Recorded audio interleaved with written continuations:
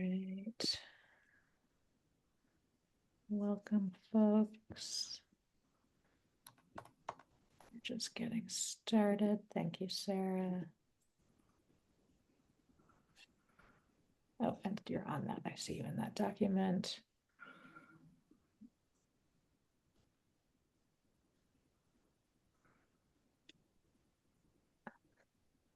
All right. Welcome, everybody.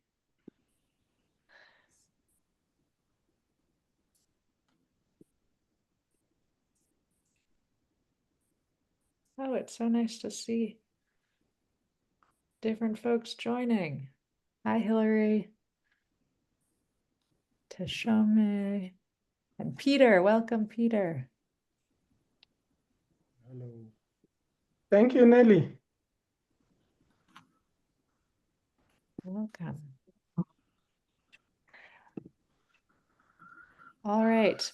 Gunjan will be joining in just a minute, but I think we can go ahead and get started. As you can see, that we have translation in French and Spanish today.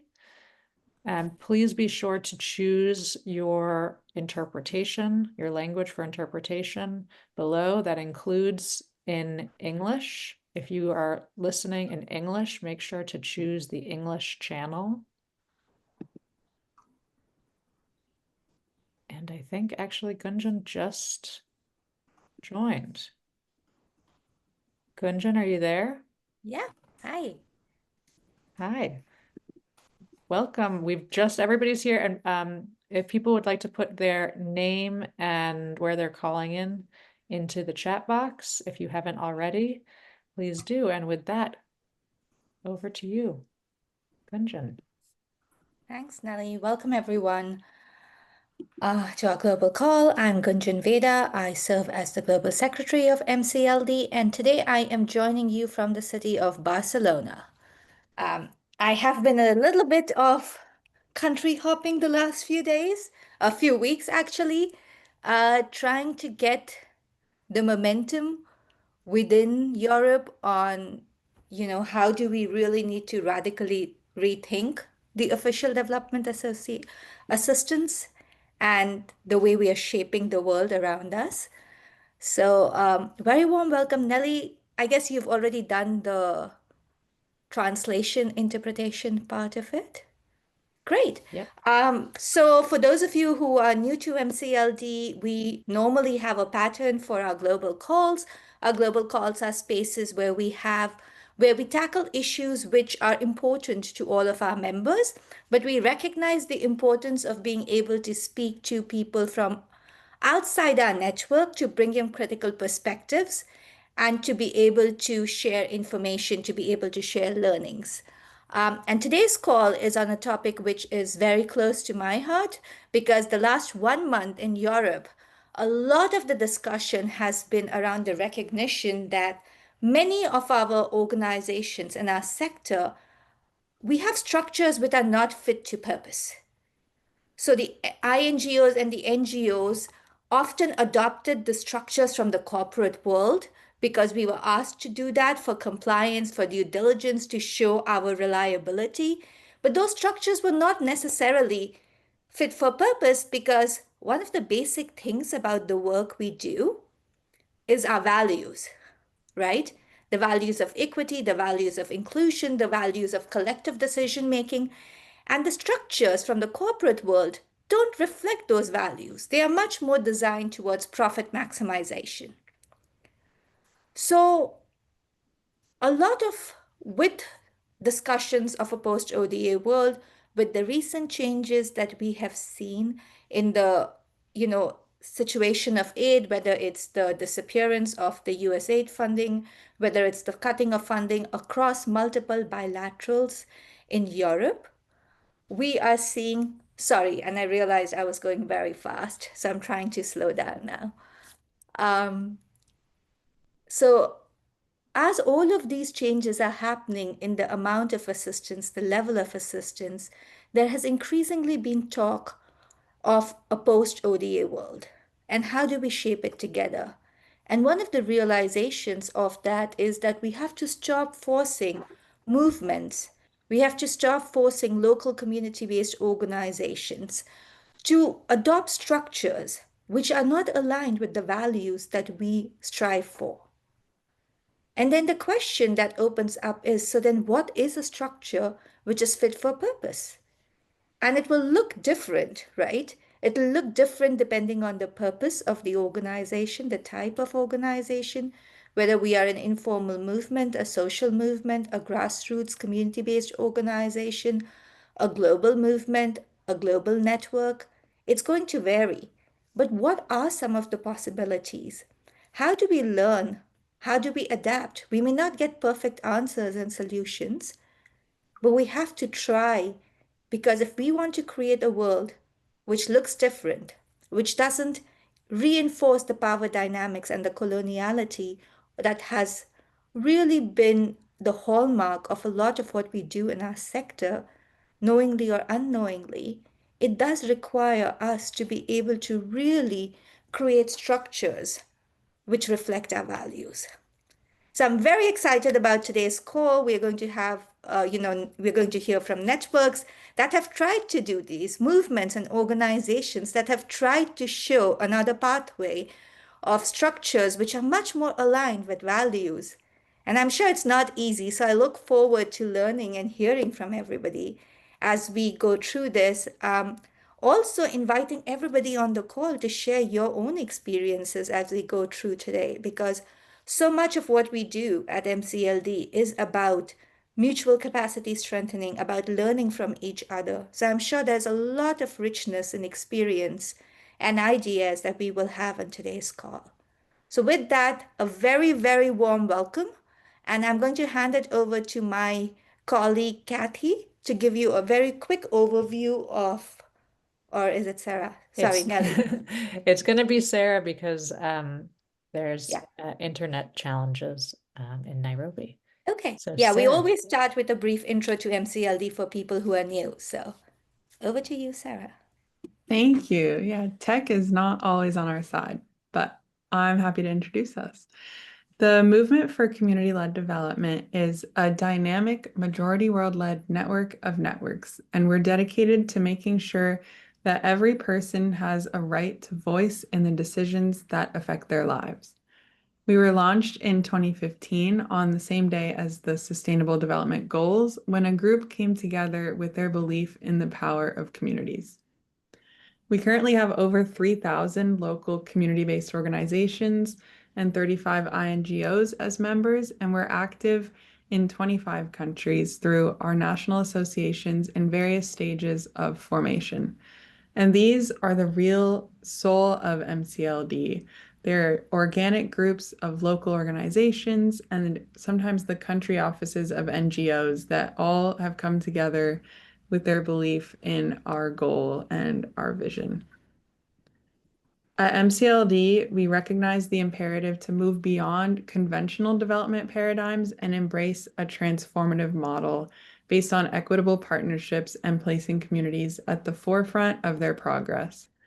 While our ultimate goal is to bring CLD, community-led development, to scale everywhere it is needed, we have 5 goals. Number 1, voice and agency for women, youth, and all marginalized groups.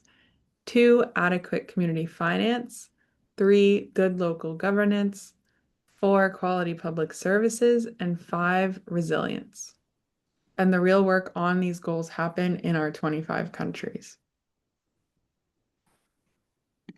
We also believe that the Sustainable Development Goals can only be achieved by facilitating a fundamental systems change, shifting power and resources to accountable, responsive, and effective local institutions.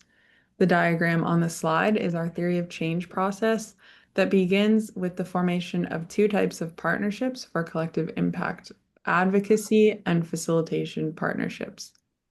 The advocacy partnerships try to mobilize public policy and policymakers around the need for developing funding and decision-making to the local level. And then the facilitation partnerships are where we support communities and community-based organizations to be able to take action towards the goals that they set for themselves. When these two things happen together, the advocacy partnerships and the facilitation partnerships, that's when we believe we'll be able to achieve the Sustainable Development Goals. Really quick intro, and we're eager to get into the meat of the call. So back to Nellie to take us through our plan for the day. Thank you, Sarah. So Gunjan grounded us in today's call. For those who joined our 10th anniversary events last month, you'll remember that as we look ahead, and as Gunjan said, as we look towards a post-ODA world, our motto was the future is community-led. We believe that our sector needs to be more community-led, and it needs to be more cooperative rather than competitive. So to us, that means working as a network. It means growing and building connections and taking collective action. But as we heard, we need these structures to be better fit for purpose. They need to reinforce the goal of equity and justice. And this has been MCLD's journey. MCLD introduced a new structure to reflect precisely those values. And it's a continuous learning journey. But therefore, to support us and to support this future for all of us, we want to learn more about what some of these models for equity-focused, values-aligned networks can be, and what it takes to build and to maintain them. So today we're going to hear from 3 networks, MCLD, as well as Africans Rising and Teach for All. We're going to have an overview from each of them on what their networks are about and how their structure is a reflection of that. And then we'll have discussion and questions. So as Gunjan said, the chat is open. And please, put in your feedback, your comments, your thoughts throughout the call, and we'll make sure to come back to them. John Coonrod will be helping us with that. As we get started, we want to hear from you already now. So we just have a poll with a couple of questions as we begin. So Sarah, if you want to put those up. And I realize the poll, I don't know if it's in English and in all the other languages, but there's a slide with the questions also, Sarah.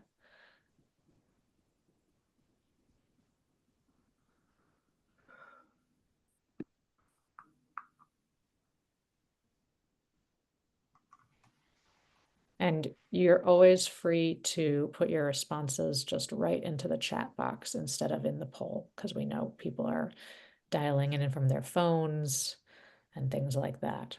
So the questions are, how familiar are you with MCLD's new structure?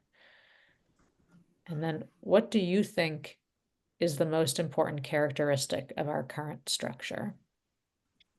And finally, are you part of any other networks?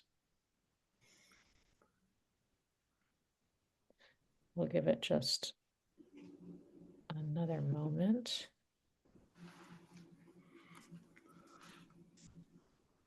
And then I think, Sarah, oh, there's some more people going right now. Why don't we just, for time's sake, go ahead and close the poll and we can share the results. I know not everybody's had a chance to see that, but there's a real mix of how clear people are on MCLD's new structure. So it's great that we are having this call. And then in terms of the characteristics, the most important one is collaboration across the national associations and countries, as well as inclusive decision-making, flexibility, and some more of that uncertainty. And it looks like everyone is part of other networks. So indeed, this is hopefully a very useful call that we can carry into our other networks. I'm going to stop sharing that now. Okay, now we're going to get into the meat of it. I'm going to hand it over so that we can hear more about some of these examples. First, we're going to hear from Ansel Longwa, who is the movement building and support leader for Africans Rising. Then we'll move to Ashley Olinger, who's the global senior advisor for network engagement, organizational strength, and program strategy for Teach for All. And finally, we will hear from Béranger Tosu, the president of Youth Service Africa and a member of MCLD Benin, as well as a part of MCLD's Global Assembly, which he will tell us all more about. Again, put in your questions and reflections and your own experiences with networks that are trying to embody some of these values of equity and justice into the chat. And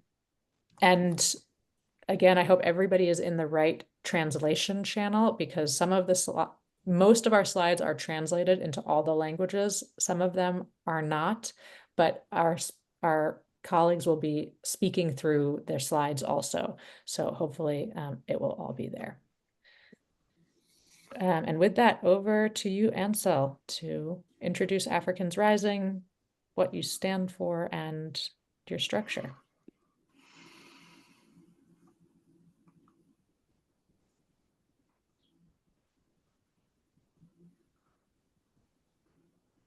Oh, are you there, Ansel? I see you on one device. I know she was having some issues with her devices. So maybe while that happens, Ashley, maybe we will actually go ahead and start with you, if that's okay. Sure. Can you all hear me all right? Yep, we hear you. Great. And can you see my screen? We can. Perfect. Great to meet you all. Thank you for having me. I work with the Teach for All network, and we'll share a bit about a very general overview of Teach for All's work globally and how we're structured. And we'll sort of leave it short and then let you all ask questions as different pieces may or may not be more interesting. So Teach for All is a global network. We started in 2007, so we're 18 years old. And from the very beginning, I've worked with the organization for the last 18 years. And since the beginning of our network formation, we knew we needed to start it and structure it around our core values and our theory of change. So we designed the network structure to fit our purpose from the get-go. And we actually haven't changed our network structure much over the years, but we have changed our internal structure. So what I'll do is just briefly describe what Teach for All does and what unites us as a network, and then show you how we're structured in reflection of that. So generally, what our network shares a very high level theory of problem when it comes to educational equity. We are focused on equity and across the world, whether it's Teach for Argentina, Enseño por Argentina, or whether it's Teach for Nepal. As different as those two contexts are, those organizations share a general theory of problem in that kids in their countries are not able to fulfill their potential because of the inequities that exist in those contexts. Similarly, when we ask ourselves, why is there inequity in the world and in each context, all the partners in the network fundamentally believe that there's no one single cause to the inequity. All of our partners agree that it is a complex problem with many pieces of the system that are driving and causing the inequity. So we don't believe that it's just teacher training, problems with teacher training, or we don't believe it's just a problem with the curriculum. Those very well may be contributing to a cause of inequity, but we don't think it's any one thing. We think the problem is very complex, and all of the partners in our network agree that that is true in their context as well.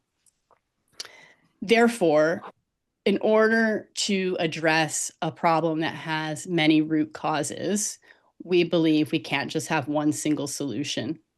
We believe that our shared core purpose across the network must develop collective leadership, the type of leadership that can work collaboratively, not only within the system of education in any given context, but also the systems around kids. And so one thing that all the network partners share is this core purpose to develop collective leadership in their context towards addressing educational inequity and inequity more broadly. Therefore, we have 60 different partner countries, more than 60 actually, working across the world who share the same high level theory of problem and core purpose. They also share basic tenets of a theory of change. Their specific theory of change is different by every context, and the partners are all independent, and they create their own theory of change based on the very specifics of their context. But at a global high level, all of the partners do these 6 things. So they all partner with communities. They all recruit diverse leaders in their countries to channel their energy into education. They all provide intensive training and support to those fellows to help them develop leadership skills, and not just any leadership skills, but very highly collaborative collective leadership skills while they're teaching in the communities. And they all work to cultivate that leadership for both immediate impact with students in a classroom and longer term impact in the community, regardless of what that fellow continues to go on and do in their career, whether they stay working in education or they go on to other sectors. They all leave with a shared conviction to continue working together towards equity in education.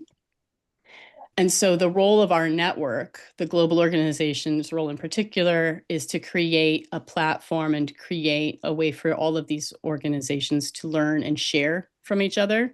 They could all exist in their own context and work in silos, but we have found that the power of the network is to connect them together, to foster learning and sharing, so that while all their contexts are very different, many of the challenges they face have similarities, and we have found that by sharing insights across contexts, partners are able to accelerate their impact on students and communities that they're working with.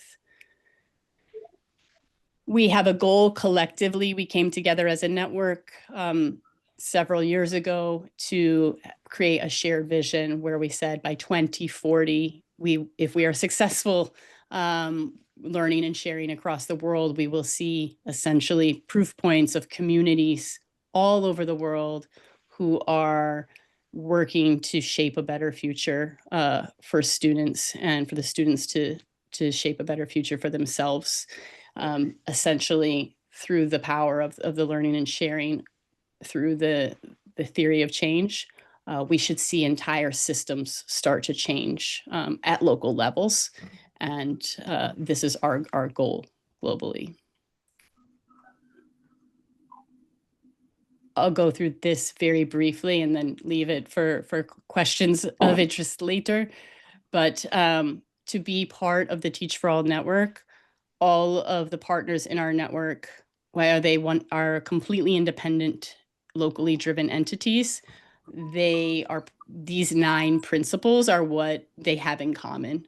So all partners in the network, there's a lot of words on here, and they're not that important right now, but the basic point is that they share these 9 things in common, and these 9 things, these 9 principles are what generate the learning and sharing.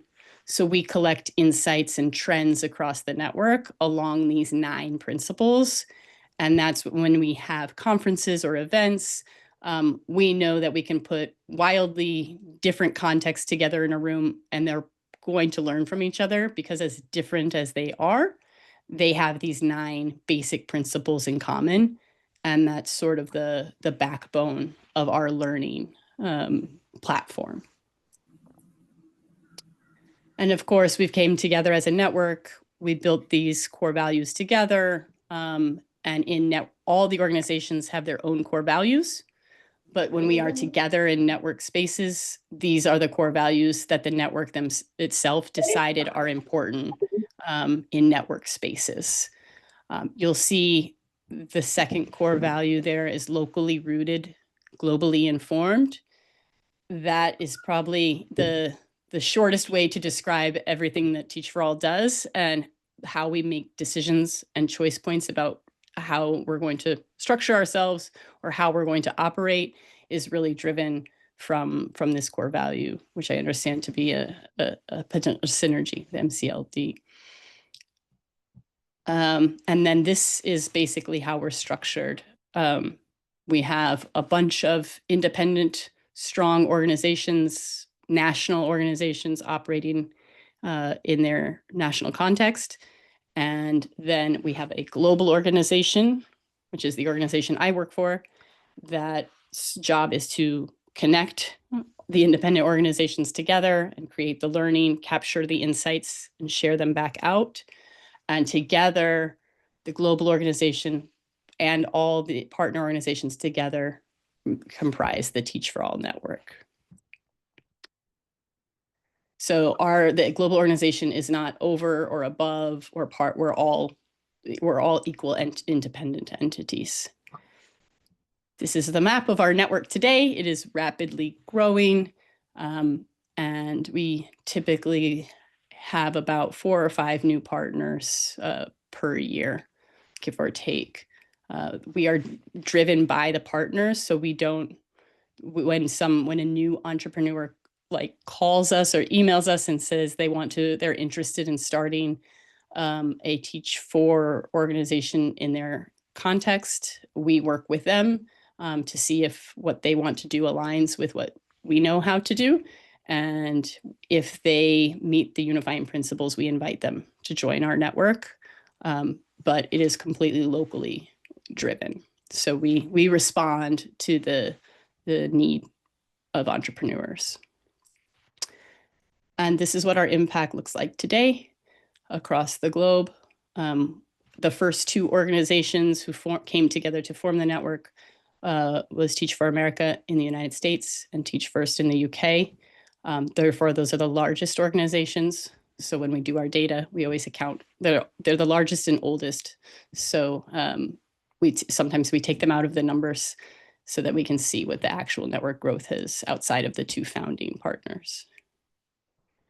And I can leave it there. But these are the logos of all of our network partners and growing at any given time. There's about 10 to 12 what we call early stage entrepreneurs who we are also working with, who are working towards launching an organization in their context. Thank you. And then I have other things I could share, but I'll stop here regarding the details of our ways of working and things, but I'll leave it there for now. Thank you. And we'll come back. We'll have time into the discussion. I'm going to just give us a moment to pause so people can take note if you have any reflections, things that stood out to you, questions that came from Ashley's presentation, to just take note of them either in the chat or, wherever you are, because we're going to be having 2 more and want to make sure everybody remembers what came up. And I see there's already a few, some questions in the chat. So please keep them coming, including about, I think connected to this idea of how do you, how do you make something that is so global be relevant to specific people and have some specificity to it. So we'll come back to that later. So now that hopefully people have had a moment, I'm going to hand over to Ansel, who I think should be all set. Okay, great. Yeah, I am. All right, perfect. I'm going to share my screen. I hope that you can see. Yep.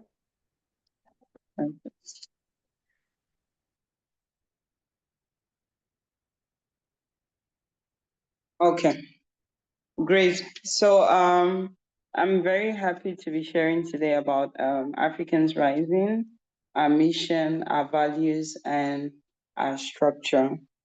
So before I go deep into some of these things, I would like to just talk about a little bit about the history of the movement of Africans Rising. So Africans Rising began first as an African Civil Society Center in October of 2015. And in August 2016, like you can see on the pictures just there, 272 representatives from various sectors met in Arusha, Tanzania.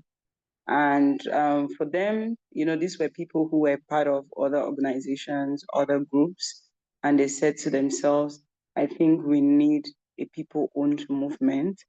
And that was when Africans Rising came about. And this sprung from the narrative, historically, when some of the newspapers used to report about Africa rising in terms of other factors. But for these people, for these civil society organizations and groups, um, they thought that it was not the continent rising, but the people rising. And that's why they came up with the name Africans Rising. So, and in forming the movement, they adopted a document that is called the Kilimanjaro Declaration. So, usually when people want to sign up to join Africans Rising, one of the first things that they have to do is to read the Kilimanjaro. So you are asked to read and agree with the values in the Kilimanjaro Declaration before you're able to actually submit your membership. So why do we exist as a movement? So the full name for Africans Rising actually is Africans Rising for Unity, Justice, Peace, and Dignity. When it was formed in 2016, the name was actually Africans Rising for Justice, Peace, and Dignity. But in one of our convenings assemblies in 2022, when we were trying to look at, the movement and how far we had gone, members decided, it was in this same convening, as you can see in the pictures there, decided that unity had to be part of our name. So if we're putting the name in full, we always say Africans Rising for Unity, Justice, Peace, and Dignity. So it's a Pan-African movement that is committed to fostering solidarity and shared sense of purpose across the continent and the diaspora. And so the main slogan for us is united towards building the Africa that we want. That is one that is rooted in unity, justice, peace, dignity, social inclusion, and shared prosperity for all Africans. So that's the whole mission of Africans Rising, and that's why we exist. Now, are the values of the movement or the key working areas of the movement are found in our founding vision document, which is the Kilimanjaro Declaration. But another thing I'd like to say is that when members adopted in 2016 the Kilimanjaro Declaration and met again in 2022 in Arusha, Tanzania again, because it was like going back to where it all started. So several years later, members met in 2022 and wanted to look at how far they had gone with the vision of building a movement like Africans Rising.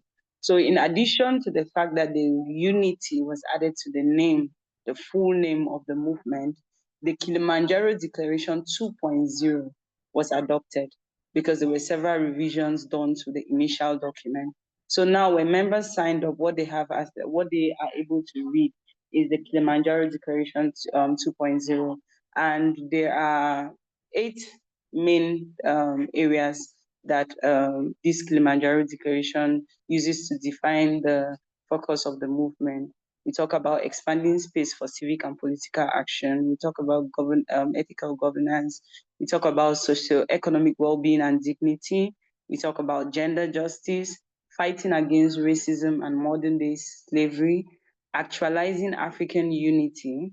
6 is reparative justice, there's 5th, ecological justice, 6th, reparative justice, 7, actualizing African unity, and 8, fighting against racism and modern day slavery.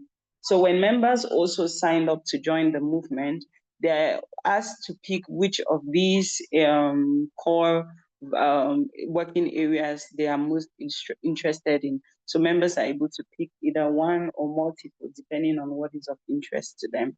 And the general vision behind this is that members should themselves be able to contribute to any actions or activities that are being organized in any of these thematic areas. And in terms of the values of the movement, I would say these are values and then also guiding principles for the movement. We're talking about Pan-Africanism, we talk about solidarity, we talk about justice, peace, dignity, feminism, youth focus, economic justice, hope, democracy, electoral justice, courage and conviction, and then mutual respect. Now, for the operational approaches of the movement, our programs and activities are into 3 broad categories. So we have the movement building and support, which is generally in charge of, and this is the program unit that I lead, where we're in charge of member recruitment, but also the movement support program, that's training and capacity building, rapid response support to members who face any risk as a result of their work, awards and celebrations like our activism awards celebrations that we do every year. We have our Engendering African Social Movements program. We have movement exchanges where we allow members who are working in the same issues in different countries to exchange and learn with each other. We have direct action support to members. We have the artistic activism part and then other forms of support. And generally for other forms of support, we're talking about giving members basic support as, just to the level of a member saying, I need a flyer for an event I'm planning and there's no one to help me do it. And then you can send that request and we'll be able to do that for you. But then for us, the Pan-African mobilization and solidarity, because we are trying to create the Pan-African Solidarity Action Network, like you see here, which would allow for Africans to be in sync, support each other's activities irrespective of where they find themselves. And generally, the principle for the Pan-African Solidarity Action Network is that when something affects Africans in another country, it should affect all Africans. So if there's whatever is happening in Kenya now, we should all stand in solidarity, and, make sure that the people of Kenya know that they are not alone and it's the same for everyone. So we also have our African Liberation Week mobilization because the day of May 25th is celebrated every year as African Liberation Day. We have decided to do yearly mobilizations on the week of May 25th, where members come out and organize actions. So this year we registered over 500 actions from our members, who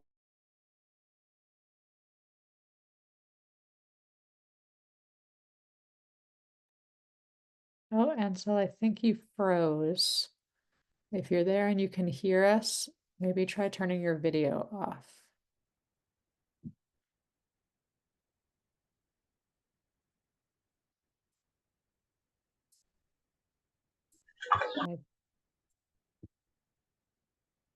Give it a second. Let me send her a message.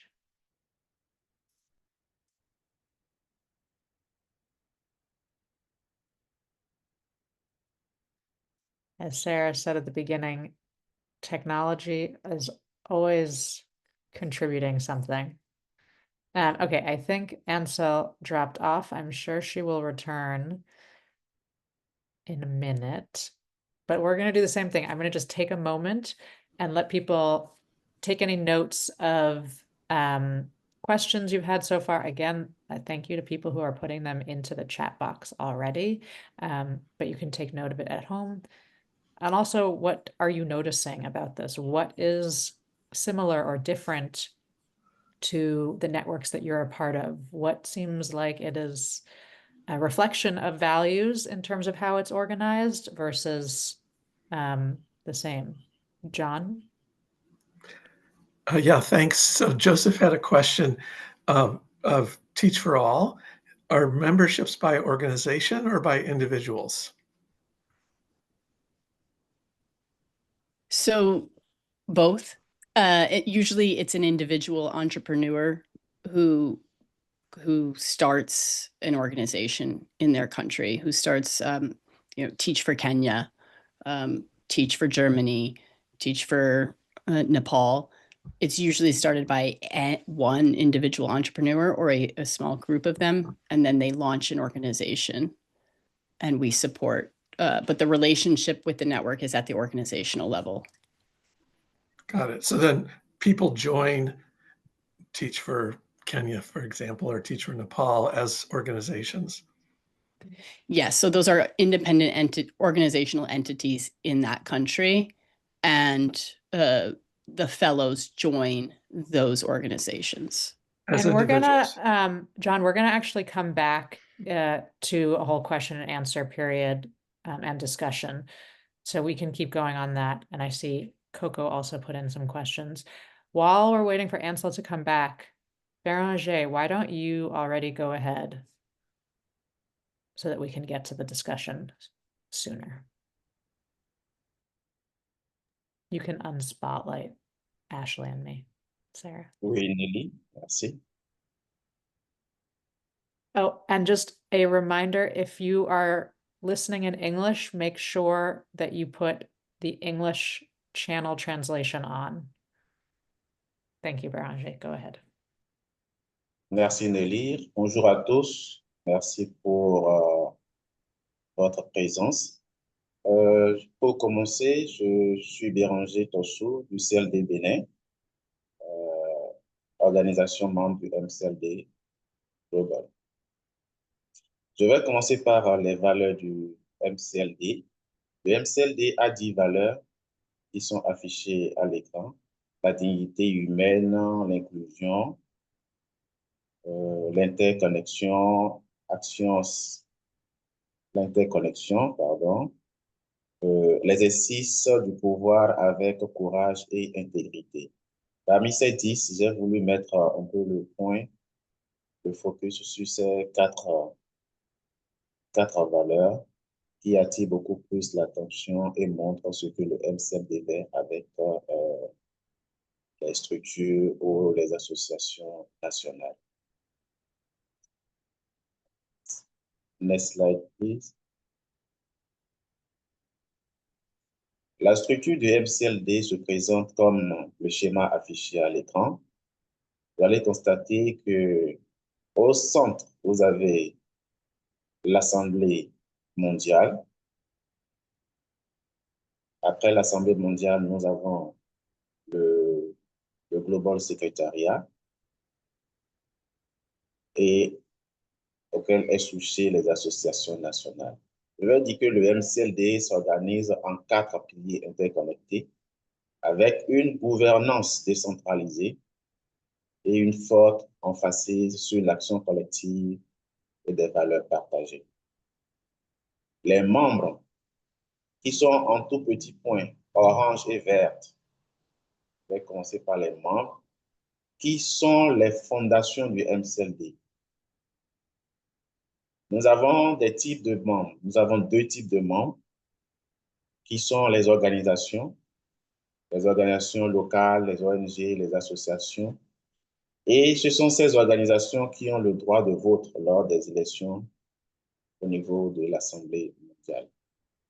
Nous avons aussi le deuxième type de membres qui sont les individus, qui sont les alliés, les activistes et autres, mais qui n'ont pas le droit de vote, sauf au cas exceptionnel s'ils représentent une organisation qui leur donne ce droit de vote. Quel est le rôle de ces membres? C'est de participer aux actions collectives, élire les dirigeants et influencer la stratégie du MCLD. Les pays sont représentés par des associations nationales. Nous appelons la représentation du MCLD dans chaque pays des associations nationales. C'est des membres rattachés localement au MCLD Global. Les pays sans association nationale sont des membres directs qui sont liés au MCLD Global. Les associations nationales sont le cœur opérationnel du MCLD. Ils fonctionnent comme des plateformes locales d'action collective, autogérées, mais alignées sur les valeurs du MCLD. Comment sont composées les associations nationales? Les associations nationales sont composées d'un conseil d'administration qui est élu en assemblée générale avec un certain nombre de 7 à 11 personnes et basé sur des critères spécifiques qui sont 50% de femmes et 50% d'hommes. Au moins 50% issus des associations locales. Des mandats limités à 2 ans, de 2 à 3 ans. Ensuite vient la coordination nationale, bénévole ou rémunérée, élue par le conseil d'administration. Son rôle est lié, c'est d'assurer la liaison avec le secrétariat global et la gestion quotidienne de l'association nationale. Le processus clé, c'est que l'Assemblée générale annuelle au niveau des associations nationales pour des décisions stratégiques et d'organiser aussi des réunions régulières, par exemple mensuelles, au sein des associations nationales. Ensuite, je vais passer au secrétariat mondial. Next slide, please. OK. Le secrétariat mondial a pour rôle de coordonner, de faciliter et de sécuriser les ressources du MCLD. Le secrétariat mondial est composé d'un chef opérationnel lié avec l'Assemblée mondiale. Ensuite, le secrétariat mondial est composé de coordonnateurs régionaux. Nous en avons 4, 3 en Afrique et 1 en Amérique latine et les Caraïbes. Donc, basés dans des associations nationales, ces coordinations régionales sont basées dans des associations nationales. Ils soutiennent les associations nationales de chaque pays et de leur région. Ils gèrent les subventions, forment les membres et accompagnent les associations nationales, comme j'ai dit. Leur action, c'est de plaider globalement, de collecter des fonds, de faire la conformité, la protection de la marque du MCLD. Ensuite, nous allons passer à l'Assemblée mondiale. L'Assemblée mondiale qui est composée de 2 représentants de chaque association nationale, plus 4 représentants des pays sans association nationale. Et l'Assemblée mondiale a pour fonction de faire la transition. Je peux parler en fonction de fonction. Je vais parler d'abord des 2 phases que comporte la fonction de l'Assemblée mondiale. Nous avons une première phase de transition qui court de 2024 à 2026, dans laquelle nous sommes actuellement, qui permet de socialiser la nouvelle structure, de superviser les transitions et d'amener les associations nationales à respecter les structures et les valeurs du MCLD. La deuxième phase, qui va commencer à partir de 2027, va permettre d'approuver la nouvelle Assemblée nationale, les nouvelles associations nationales, d'élaborer des politiques globales et de résoudre des conflits, par exemple les révocations d'une association nationale non conformée et autres. Le processus de l'Assemblée mondiale, réunie trimestrielle, puis annuelle, et ensuite prendre des décisions sur consensus. Par rapport à l'Assemblée mondiale, je vais mentionner le fait qu'elle s'est réunie pour la première fois à juillet 2024. Elle fonctionne en 2 étapes, c'est-à-dire dans les 2 phases, comme je l'ai dit tout à l'heure. Et chaque association nationale y est représentée sur élection de 2 membres, toujours en respectant le genre, c'est-à-dire un homme et une femme, et en plus de 4 membres régionaux. Je vais parler tout à l'heure des coordinations régionaux. Et les associations nationales en cours de constitution participent en tant qu'observateurs. La gouvernance de l'Assemblée mondiale est assurée par une présidente et une vice-présidence. L'Assemblée ne constitue pas une entité, ni entité juridique, je vais dire, ni enregistrée. Elle s'appuie sur 3 sous-comités thématiques. Et ce sont ces 3 sous-comités thématiques qui travaillent de commun accord avec les associations nationales dans leur processus de signature du mémorandum d'entente avec le MCLD Global. Au niveau de ces 3 sous-comités thématiques, je peux mentionner la planification stratégique, structure et valeur, le sous-comité structure et valeur, et le sous-comité orientation. Le sous-comité structure et valeur que j'ai eu la charge et l'honneur, le plaisir de coordonner avec les associations nationales. Lors de sa création, je parle toujours de l'Assemblée mondiale, il n'y avait aucune politique ni procédure qui était en place. L'une des premières missions de l'Assemblée générale a été donc de définir son rôle, le rôle de l'Assemblée générale elle-même, d'élaborer ses politiques internes et de structurer ses processus. La première année a principalement été consacrée à bâtir la structure de l'Assemblée mondiale du MCLD, clarifier ses valeurs et poser les fondamentaux d'une Assemblée générale axée et d'un MCLD plus renforcé et plus opérationnel. Merci. Je crois que c'est fini. Nelly. Wonderful. Okay. Okay, great. Les key takeaways, les décentralisations. J'ai mentionné ces 3 points spécifiques. Juste, Béranger, oui, pardon. I think oui. we will, because Ansel has to go as well to finish. So we will come back to this in the discussion. Is that all right? Okay, thank you. Merci beaucoup. All right. Thank you so much. Ansel, I think you are still coming in and out. Are you there? I see you. Let's see if we can hear you. Can we hear you, Ansel? Yes, sorry about Okay. that. I lost power for some time, so everything got disconnected. I That's don't know at totally what point fine. I went off. We know it happens.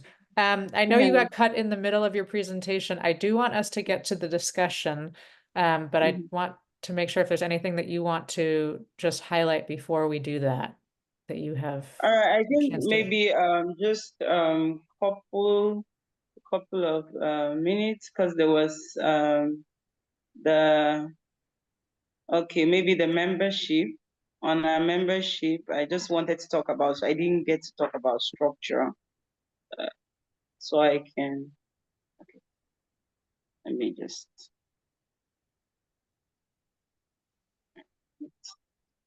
Can I share? Or... Oh, you might need to be made co-host again. Okay, no, I think I can. Okay, great. I'm able to. Can you see? It's coming on now. Yes. Okay, perfect. All right. So just a couple of things about our structure. Sorry about that.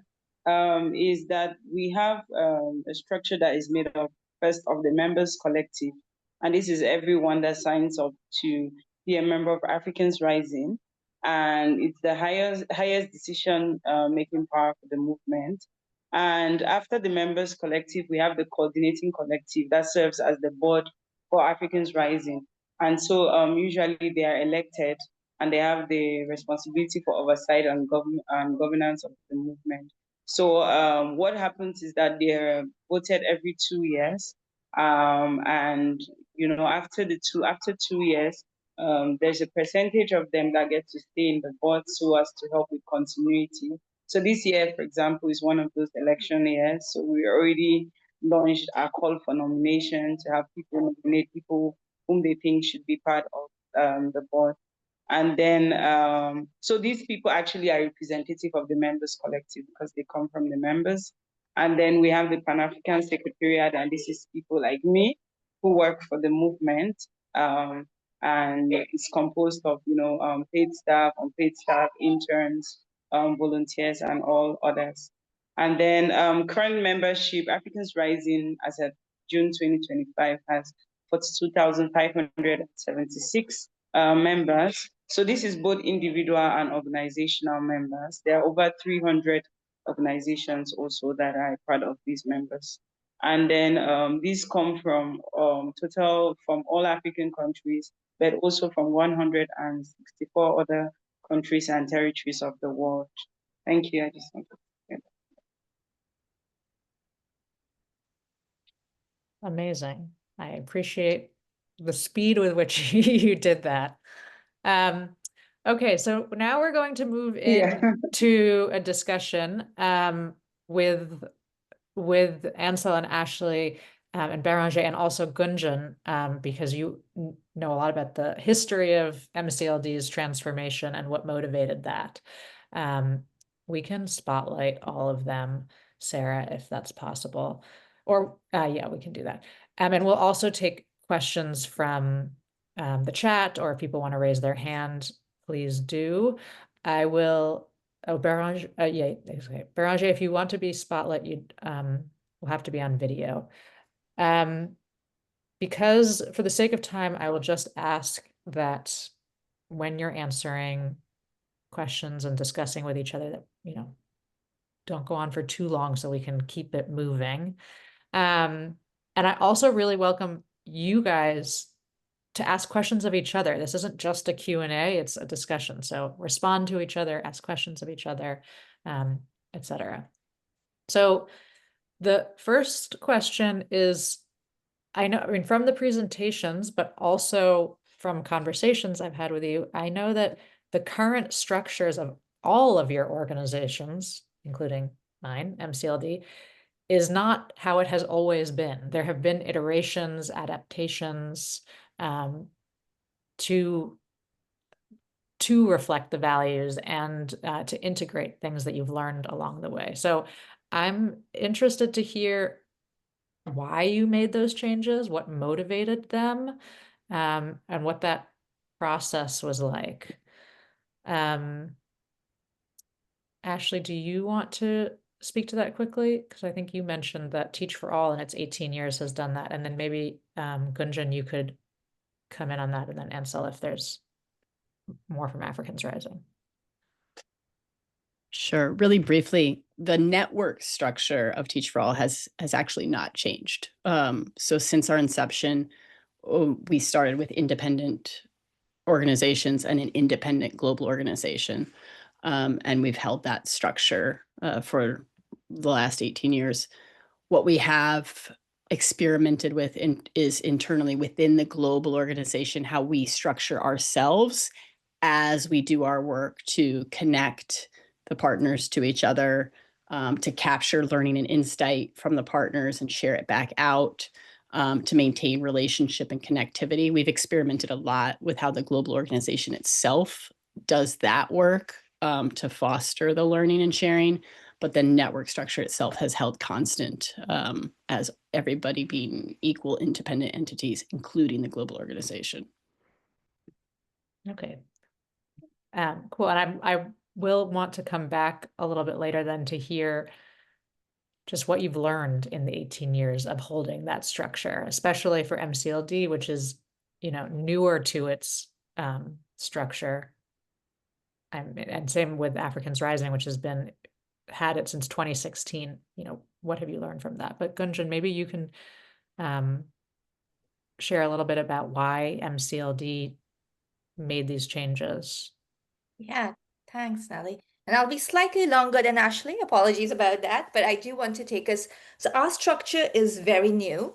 We stepped into the structure on 1st January last year. MCLD started out as a movement. So as you may have heard in the introduction, and we didn't have a formal registered entity. We were a movement. The Hunger Project and INGO served as our fiscal sponsor. They hosted our secretariat. We really didn't get outside funding. Our focus was on collective action and organizing, right? But we realized that, especially during the pandemic, the numbers grew and the demands on us grew a lot. And so we recognized that having the informal movement structure that we had was no longer working. We needed to be a little more formal to be able to meet the demands that were being put on our structure, right? And to be able to do justice to the aspirations of our members, to bring about the transformation that we were thinking about. The question for us, however, was like, okay, so how do we get a structure which reflects our values? Because what we were seeing in the ecosystem around us was not really speaking to us, our values. And so we went through a year of listening cafes where we had spaces for different members to just come and share their vision of what MCLD should be, of how the structure should operate, of how can there be collective leadership? What would it look like, right? What kind of accountability would be there? How would it function? And after a year of that, we had a design thinking workshop at the beginning. Then we had all of this. We came up with a structure. And for us, we say we are an experiment, right? We don't know if the structure is going to be perfect. I'm pretty sure we will, and we have already learned lessons around it. But one of the things that we did recognize was that a structure which is based on our values looks different. And so as Biranje described that structure, the democratically elected Global Assembly, the elected steering committees and boards, which are independent at the National Association level, so different layers of decision making, but all elected and all being accountable to memberships. Annual general meetings for members to be able to contribute to decision making, right? So all elements of our structure kind of spoke to those values that Viranje shared, which are integral to us. So our structure became what we describe as a movement organization. So we retained some of the qualities, right, which are very important to us in a movement. One of them is fluidity, the movement in and out, which is characteristic of a movement. The energy it brings in, the creativity it brings in, right? The constant transfer of information it brings in. So we retained all of that, but we created a structure which is still organized. MCLD associations are registered in their countries, many of them, but with the flexibility and the collective leadership of a movement. Thanks, Gunjan. Ansel, over to you. I mean, so one, building on that, what was maybe how did Africans Rising land on its structure, and how did it decide that that was a good representation of what it was trying to put out into the world? And also, over the years since 2016, what have you learned, and have you made changes to that structure based on that? Okay, so I think basically the reason for the structure that Africans Rising put in place was basically because they wanted it to be a people-owned movement. So it did not have to depend on any particular person. So and this is something we always say, one of the founding chairs, the people who put together the idea, Kumi Naidu, isn't part of the movement anymore. So he's just looking at the movement from far, but they were like the brain box, they thought about everything, brought people together, and formed the movement. And that's the whole idea, that it should be owned by the people. And that's why, in terms of like decision making and moving forward with certain issues and plans, it needs to be validated by members. We wanted very much to have a structure that would make people feel like they belong. And that's why, first of all, one of the things that we avoided so much was putting a membership fee. We said we were going to encourage members to give to the movement if they would like to do so. But we felt that if we put a fee even as little as $1, as a membership fee, then it was already restricting people from what we called a people-owned movement. So I think that was like the motivation for why Africans Rising decided to come up with this kind of structure. It has remained the same over the years, except for the fact that we've had certain changes happen, and this is mostly, just like Ashley said, that have been internal in terms of how we operate at the Secretariat. Before we used to have like, unit leads have engagement and collaboration, communication and all, but we decided to change our work and become more program focused, just so that we would very much highlight our key working areas. So we'll be able to share the movement building and support aspect of our work, which is, very important. We'll be able to share our campaigns very much so with people leading different program units. So like no dedicated comms team, but comms support for each team. So that's the kind of, thing that we've tried to experiment on. And I think that only started this year. But the rest in terms of, the members collective still being the highest decision making, that still remains. And every 2 years, they have to rotate. So there's a new co-chair. Also, before, when Africans Rising was founded, there was those who were on the board at that time thought that it was good to have two coordinators, because for them, they said, being the movement being the way it is, it would be good to have two people take decisions, at that level, so that, things don't get to crumble at some point because it depends on one person. But and initially we used to have like a male and female coordinator, but later on we discovered that that wasn't really doing it. It wasn't really like, we didn't see what change that would bring to the work that we were doing. So we decided to focus on having one coordinator, because at the end of the day, even before that coordinator takes a decision, the coordinator needs to check with the board, the coordinating collective, and the coordinator is a part of their monthly board meetings. So that was so those were some of the things that changed. Thanks. Is there a part of the question I didn't answer? No, you that was Okay. that was great. Okay. And one of the questions that Carlos put in the chat, it was specifically to Beranger and MCLD, so also Gunjan, but I'll bring it back to all of us, was we have a national or MCLD has a national organization structure.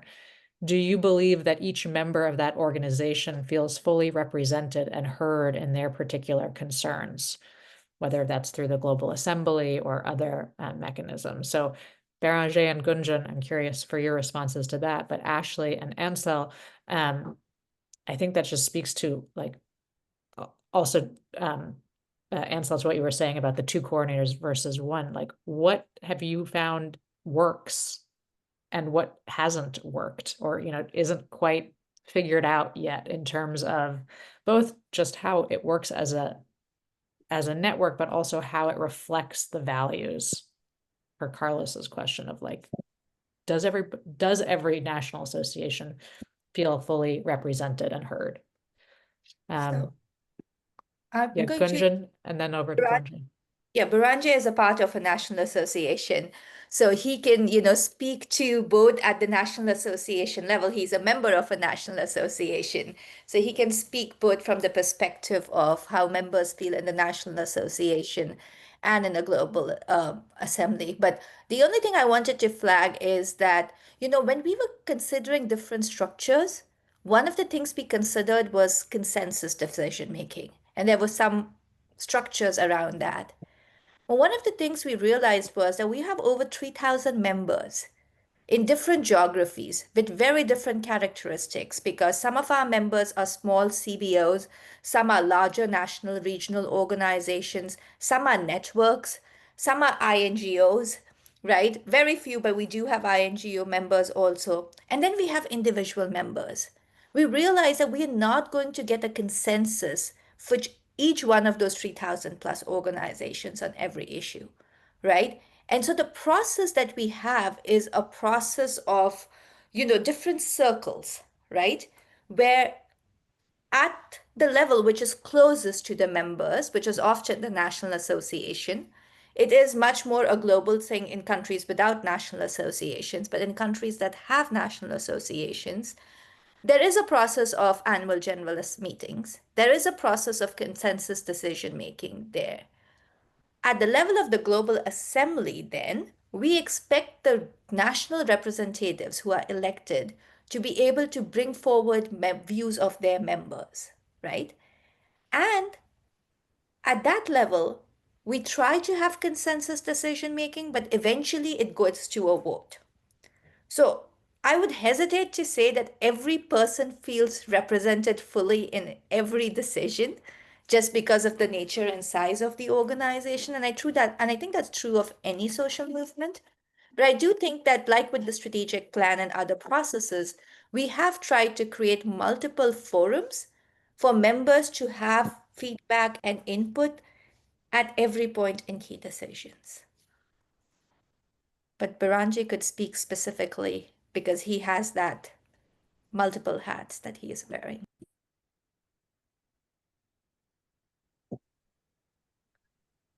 Béranger, is there more you want Merci. to add? Merci, Madame Goodjohn.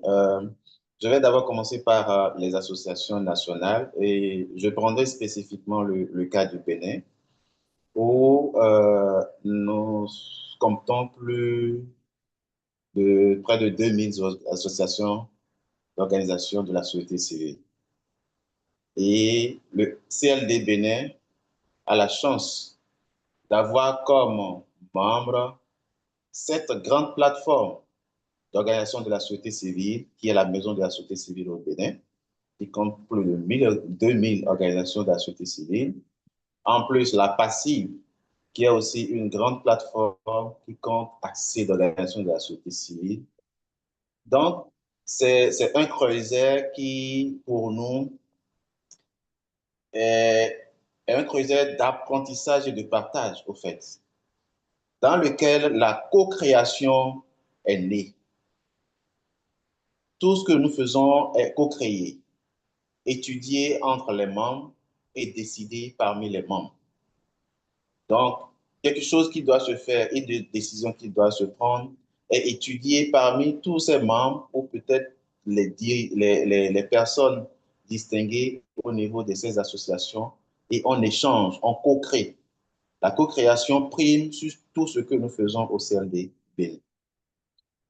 Au niveau du global, comme Mme Goudon l'a dit, chaque association nationale est représentée au sein de l'Assemblée mondiale et ses membres véhiculent tout ce qui se passe au niveau de chaque association nationale et les échanges se font pour arriver à des consensus ou à des décisions communes pour alimenter, pour contribuer à l'évolution de chaque association nationale pour le bon fonctionnement.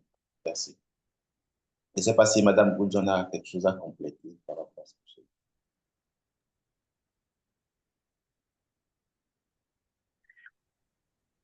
Yeah, I mean, I think that reflects what Gunjan's point of it, that is it possible for every single one of the 2,000 members of, House of Civil Society and 1,000 of PASSIB to be there, but of facilitating the sort of co-creation throughout, I think comes through there. Ansel and Ashley, curious, especially Ansel with 42,000 members, what does that look like for you? Okay. So I think really it's the same challenge everywhere because, the numbers are there, but it's really difficult. For example, I know when we were trying to do the constitutional review and the 2023 to 2028 5-year strategy for Africans Rising, yes, we come up with these ideas, but according to how it should be, the members are supposed to say, no, we love this, right? But then in terms of, representation and the people who actually give the feedback, it's almost always difficult to get a large number of the people to, give feedback. But usually for us, what we do is that we'll use the other platforms, for example, when we do organize our assemblies or the African Liberation Week mass mobilizations that we do every year, we create different groups to bring these people together. So now we intend now use these platforms as a way to be able to get to our members on key issues like this and ask them to be able to respond. But it's never a grade, or a very large percentage of these members that respond. But we're able to, make sure that we share it and give them time to be able to look at it. And, those that respond, we move with it after, of course, the set deadline.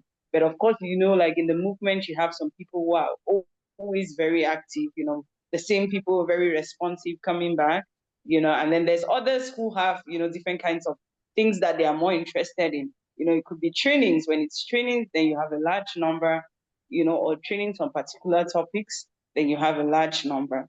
So that's how we learn to deal with it. Thank you. Yeah, absolutely. That there's some people who end up just being more involved and others have, everybody has competing priorities. We're also all largely volunteers participating in this. Ashley, is there anything that you want to add? Also just about generally, like what you have found works well, but in particular, maybe is not yet quite there. Yeah, governance, this is essentially what we refer to as in our network as governance. Teach for All's approach is actually quite simplistic. The majority of the work, all the impact, it's happening in the national organizations.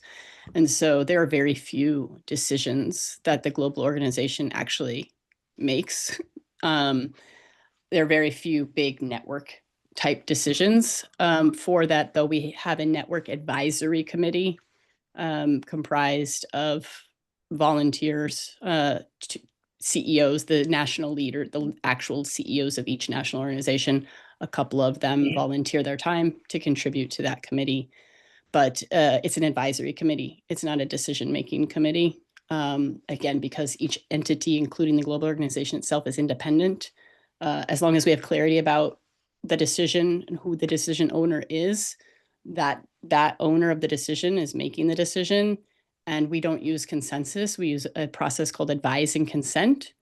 So the decision maker would basically get advice from those who would be most impacted by the decision, and then make the ultimate decision as long as they have consent from everybody who would be impacted by it. So that's a very quick description of how we generally approach decision making, but there are actually very few decisions that need to be made at the global network level. The vast majority of decision making is happening at the local partner level. And I saw that you put in the chat also, which you're emphasizing here, how important like clear roles and responsibilities are to making that structure work. The clarity of whose decision it is probably where we've spent the most time of deciding what the global organization can and can't decide. And we did go through evolutions of, should we have a democratic setup? Should we have voting? Should we have, and we ultimately decided, and I think we've stuck with this decision and are glad we made it, that in order for every entity to be truly entrepreneurial and be able to move fast and make decisions, we did not want to there can be a lot of bureaucracy that enters when there's more layers. And we wouldn't want, no member organization felt that it wanted or could be represented by any other member, because they are all independent entities. And so even the advisory committee, they are not expected to represent one another. only themselves, and we ask them to put on a global hat when providing advice. Yeah. It looks like we lost Ansel again. Hopefully Yep. she comes back. Go ahead, Gunjan. Yeah. Again, quickly, and Ansel's not here, which is unfortunate. I think one of the things we are sorry? I think she's back. Oh, Ansel's back. Perfect. Then that's phenomenal. I think one of the things for us, right? So I should clarify that for MCLD, every national association takes decisions on strategies, priorities, work, whatever happens at the national level, even their structure, all of that happens at the local level. I think for us, the Global Assembly is much more because we are so new compared to Africans Rising or Teach for All in our new structure. Our Global Assembly is much more about those values, those structures, those definitions of roles and responsibilities, Ashley, that you talked about. Or, Ansel, you talked about the Kilimanjaro framework, right? Which is kind of the foundational document. If anybody has to join Africans Rising, they have to commit to that, right? So I guess the question for me is that how did those two, like, how did you arrive at those consensus documents or those documents which are so foundational, which lay out roles and responsibilities, which lay out values, right? Or how different parts of your structure will work with one another? I would be very curious to hear. Ansel just dropped again. Maybe she heard the question though, so maybe when she comes back, she'll be able to speak to that.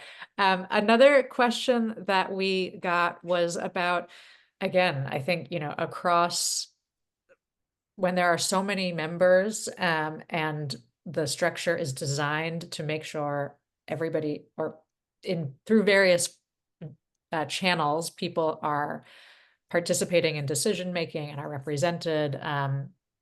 How do you deal with grievances that arise? Over to any of you three. I can answer quickly for Teach for All. We are completely our network runs on relationships. And I know that sounds like nice and flowery, but it's truly the truth. Where we put our resources and our capacity is largely in people. And so we have 60 plus partner organizations. Every one of them has a relationship manager whose whole job it is to manage the relationship between the partner and the rest of the network, primarily in the global organization. And so 98% of grievances and opinions, thoughts, feelings comes through that relationship manager and the day-to-day open communication and ongoing relationship. Of course, we also have systems for routine feedback and surveys and all of those things, which we are constantly integrating and serve as good ongoing feedback mechanisms. But the vast majority is channeled through our relationship management work. Beranger or Gunjan, either from the broad global or the specific national association level. I'm also just pointing out the time, so if we can keep it brief. Yes, we do. I just realized. So we actually have the Global Assembly has just, finalized the policy that we have on. So we have, well, a few policies that are coming up to deal with this. There are much more, I will say, about grievances which do not get resolved through relational issues. So for us, the first portal of redress is at the national association level, and national associations each have their own systems of redressal.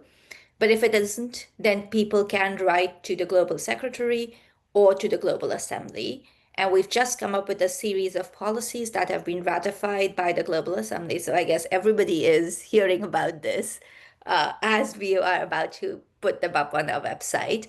But there are now mechanisms which are much more whistleblower safeguarding, protecting, and accountability related policies, which have come up at the level of the Global Assembly and the Secretariat. What would that look like? But every association, which is the first point of redress, will have its own policy on this and has its own system of accountability and working with members. Beranger, is there anything you want to add to that from either the Global Assembly or MCLD Benin perspective? Non, pas grand-chose, mais comme Madame Gunjon l'a dit, le schéma que j'ai montré tout à l'heure montre déjà en quelque sorte le cheminement de règlement de conflit, c'est-à-dire de la base jusqu'au haut niveau de décision. Donc, s'il y a avec conflit, ça doit passer par différentes étapes et c'est ce qui se passe aussi au Bénin. Nous avons l'Assemblée générale, la coordination nationale et même déjà entre les associations elles-mêmes, les conflits peuvent être gérés avant de remonter à l'association nationale et à l'Assemblée générale. Merci.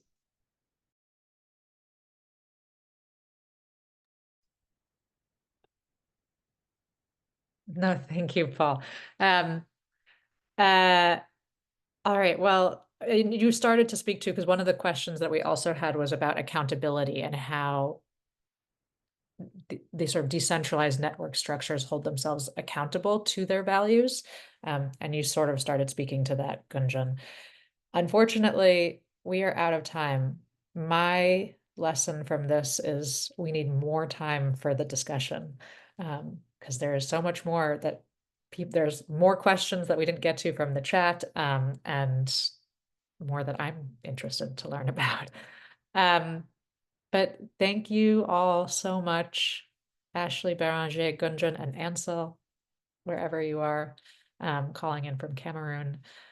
Thank you. Really appreciate it. Really appreciate these insights, and the self-reflection that's clearly going on, at all of these levels about what it means and looks like to embody values.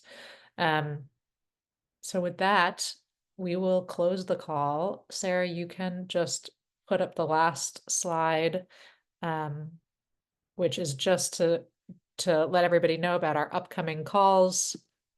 As always, we have leadership call and our leadership development call and our monthly global call for July. In July, it will be on July 16th, and it will be a communications workshop with some former colleagues from USAID who've been providing pro bono support to MCLD. And the monthly global call will be on July 30th, the last Wednesday of the month, as always. Any final points from the MCLD team that we should, excuse me, mention before we hop off? Also, Ansel is back. Ansel, thank you. I'm sorry you got cut off. Yeah, Gunjan, Sarah, anything else to add before we close? Yes, just a quick thing, and this is for all the MCLD colleagues. As you know, we currently have Global Assembly elections going on, and every national association is in the process of, wherever there are open seats, doing that. So please make sure that you participate in the process in your national associations. Please make sure you do send your list of candidates.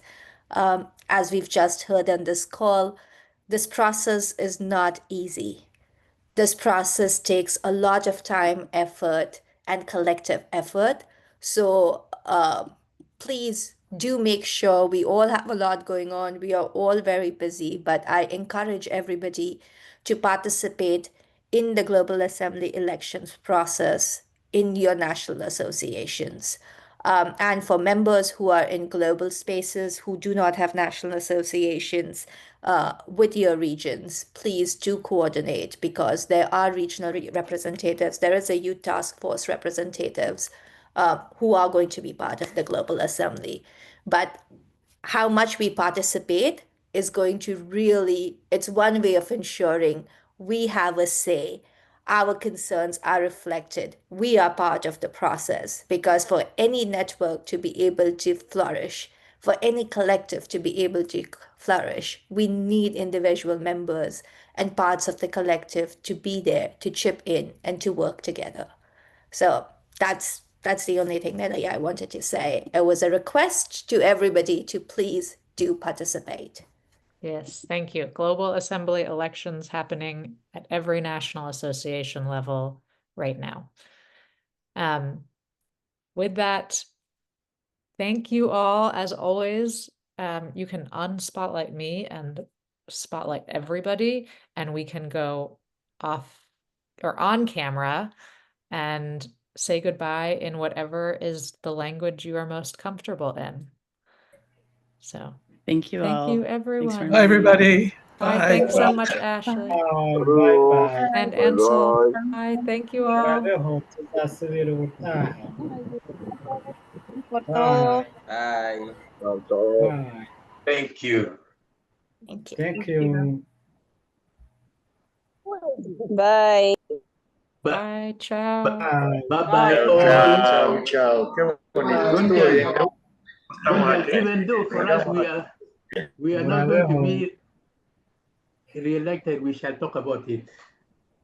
We continue to share with other people in the member organizations in Uganda to prepare as our term will come to an end, they will be elected. We are now going to continue. Thank you to all. Thank you. Yes. Thank you.